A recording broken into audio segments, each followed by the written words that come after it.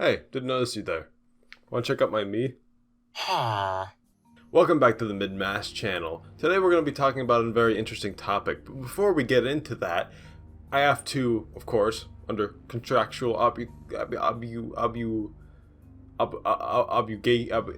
here to alert you to the fact that, and yes indeed, 3 trillion billion of you are not subscribed to this channel when you are watching. So please make sure to subscribe if you enjoy this content.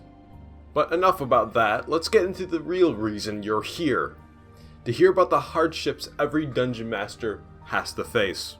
Which is the unfortunate side effect of being a dungeon master and playing Dungeons and Dragons, is that there are hardships both on the side of the player and the dungeon master. The hardships of the player will be a completely separate video, so today we're just going to focus on the dungeon master, because I'm very familiar with that, trust me. Oh my god, please trust me. So when we talk about the hardships of being a dungeon master, we're also going to talk about some solutions to those hardships. So let's start with one of the more prominent hardships that dungeon masters got to face is getting derailed, also known as the unexpected turn. One of the most common complaints I hear from dungeon masters is that the players will often derail their plans. Likely if you're a dungeon master, this has happened to you. It happens to just about every dungeon master, where the players do something completely outside of what you expected them to do, and now you're kind of stuck. Now for some dungeon masters, this is somewhat less of a problem if you're good at improv. You just kind of wing your way through it and you worry about the logistics of it later. But for some dungeon masters, myself included in some situations, it is harder to then, you just can't wing it, it is not something you can just wing. Something really important is happening here and just going like, yep. This does not work the way it should. Say you are a player with a dungeon master and you notice your dungeon master is having a hard time keeping up with you and your fellow players. Perhaps you have derailed their plans without even noticing it. So why not try to go back to the original plan by coercing your party into going to the crypt you were originally going to go to, or whatever other plan you initially had planned. Throwing a dungeon master a bone here and there, especially when they're struggling, can go a long way in keeping them happy and everyone else happy, because remember, if the dungeon master's not having fun, they're gonna let you know. As a dungeon master, though, if you're trying to figure out how to get things back on track in some semblance of that word, try remixing what you were going to do initially. What I mean by that is, well, let me give you an example. Say the party was going to a crypt. That was the plan, but now they are in a town and are trying to find the farmer's lost dog, which did not even exist 5 minutes ago, and you are in a downward spiral. Why not mix it up a little bit? Have this farmer's dog, their mysterious disappearance, actually lead to a alternate entrance to the crypt just outside of town. This is a great way of introducing your players to your crypt, your dungeon that you completely prepared in a different light than you even expected it. It's all planned, it's all there, but it'll go slightly differently, which is a fun experience for you, and everything's back on track and you don't have to stress about not knowing where to go and what to do next. Obviously, this is a more tame situation and easier to kind of rope things back together with, but not all situations are going to be that way. You may have yourself in a real pickle where the players have just killed one of the most important NPCs of your entire campaign, and now you have no idea how to get the plot back on track. It's a complete mess and everything's falling apart around you. So say your NPC is dead. Here's a couple things you can do.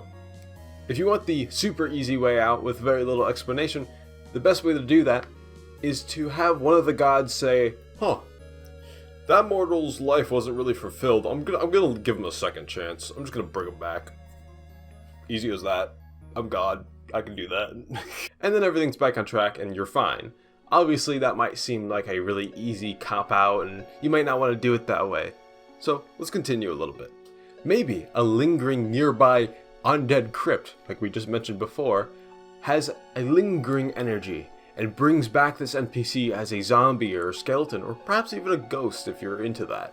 So maybe they're more predisposed to evil aligned actions than they were before, and the party now has to kind of babysit them to ensure that, hey, this is our punishment for killing the NPC, but at least they're still alive and we can talk to them and continue the story.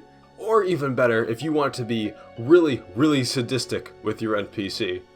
I'm talking pretty evil, man. Have them suddenly show up again near the party as if nothing happened. They have no recollection that they even died.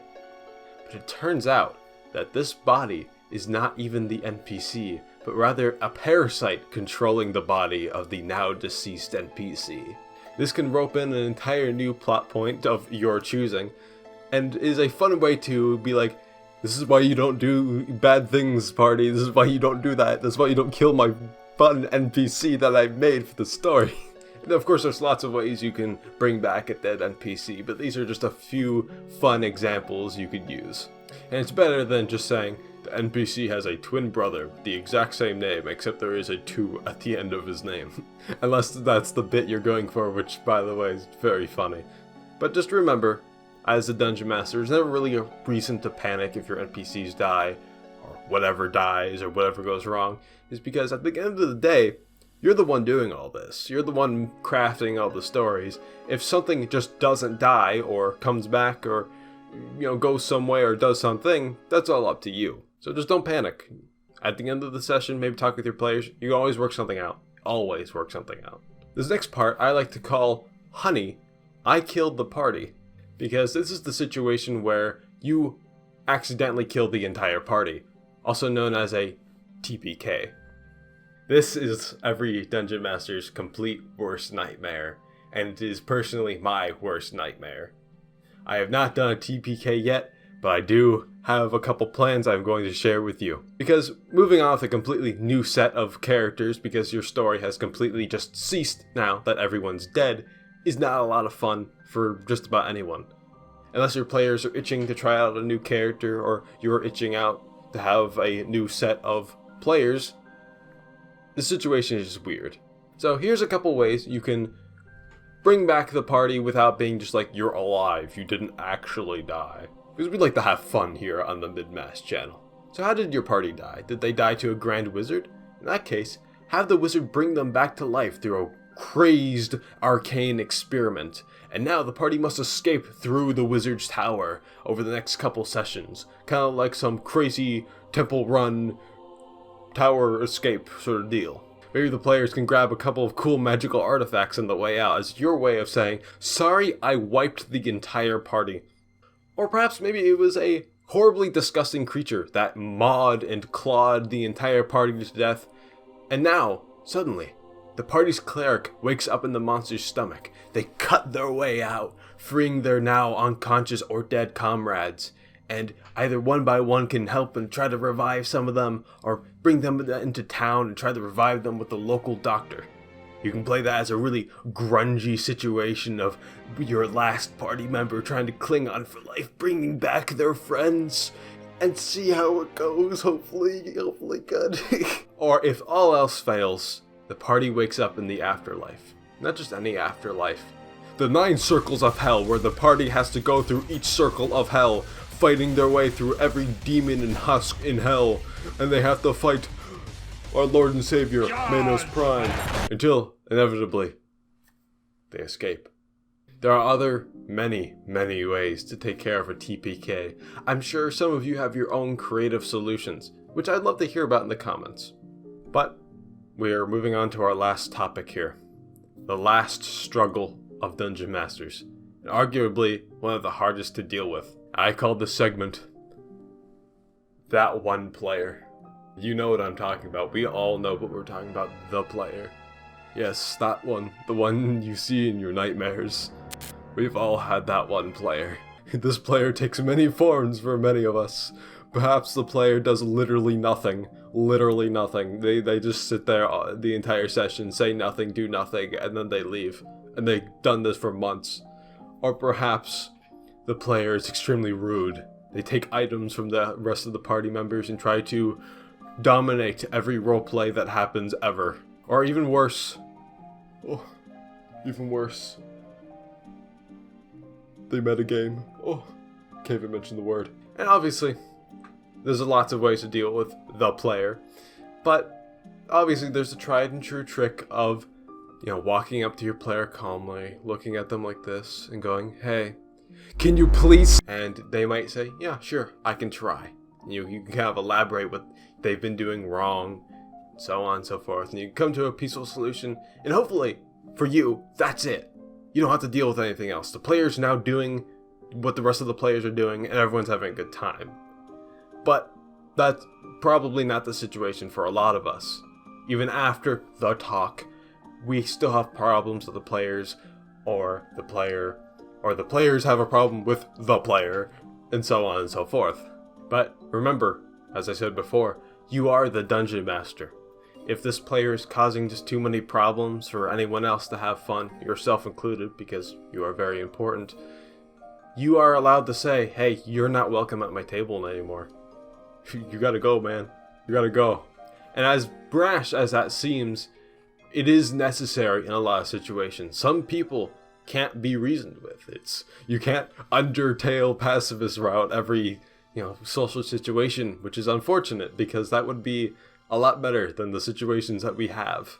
And dealing with the fallout is usually not easy either. But remember, you have your other players to have fun with. You can move on and continue your adventure as it was, still having fun. Many of the other situations you might have with the player vary so wildly, it's kind of hard to put into a video.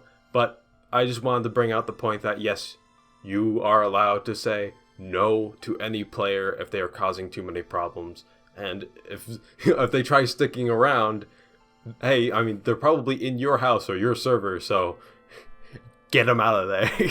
Now we are reaching the end of the video, and I know that there are a lot of other issues Dungeon Masters face every day, whether it be other players, mechanics, rules, whatever. But I thought these were the most important ones to cover. So hopefully you have learned something or have something to share with other newer DMs who might have some of these problems and aren't sure how to deal with it. So if you see a lone new DM in the comments who wants some help, feel free to reply. This has been the Mid-Mass channel. Adios.